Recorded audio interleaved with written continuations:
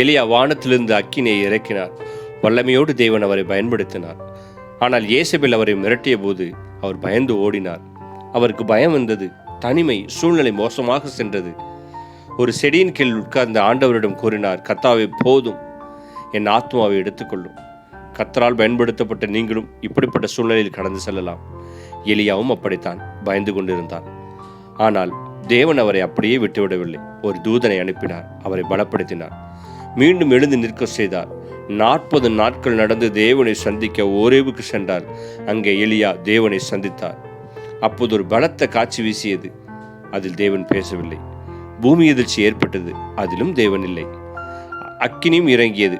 அதிலும் தேவன் பேசவில்லை. பின் ஒரு மெல்லிய சத்தத்தில் தேவன் அவரோடு பேசினார்.